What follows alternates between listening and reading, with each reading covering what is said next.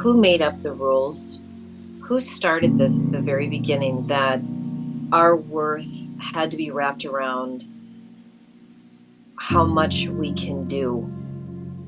And if we can unravel this kind of mystery on the programs that we have adapted and adopted and expected and expect from other people, if we can unravel that and figure out what is it for, why is it, and what are the consequences.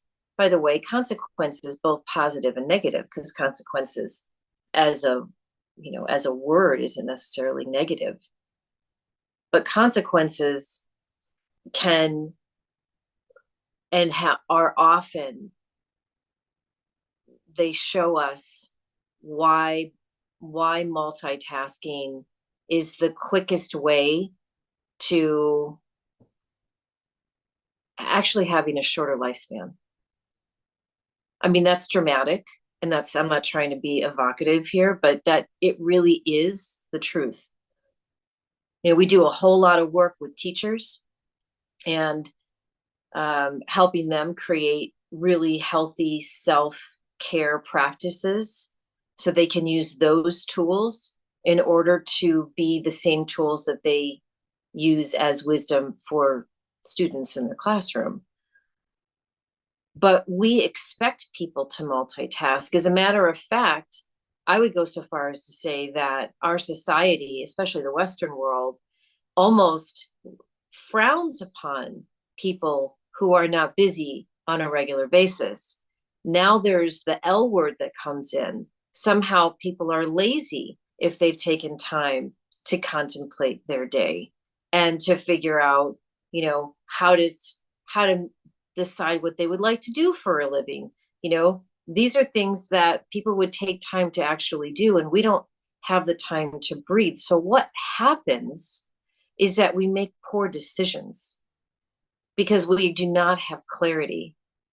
And it also breeds this mental, emotional, physical, physiological, spiritual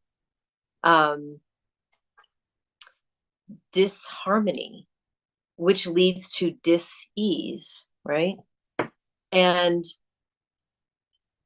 there are many, many ways to avoid it. But I think for this very moment, Chris, I think it's really important for us to address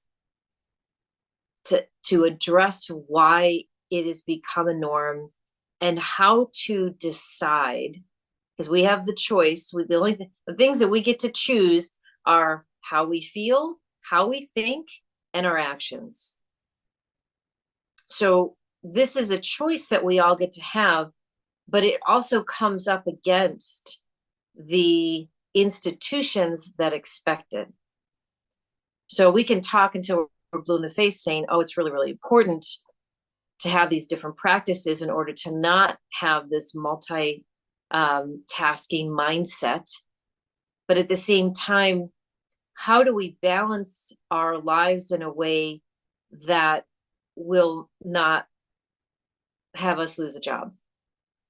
Yeah. Or, you know what I'm saying, Chris? I mean, Yeah. so I kind of want to go underneath the layers here a little bit,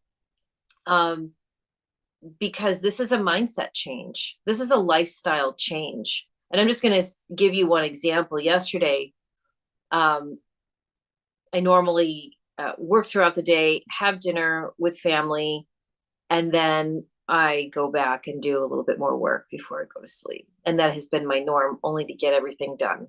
And I never get it all done. And then I wake up really early, try to get my self-care practices in, and then it's another full day of that. And I was feeling some anxiety yesterday. Like, what do I want to do? Do I want to just do I want to meditate?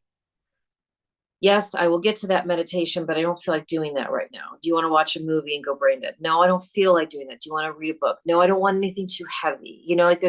So I couldn't find anything. And so I just laid in bed and I just thought. And it occurred to me about a half an hour in I wasn't tired, but I was just laying there. I'm like, when was the last time I just really contemplated? And I created and I daydreamed and I created different scenarios in my life. I don't remember. Now, I used to be the daydream queen.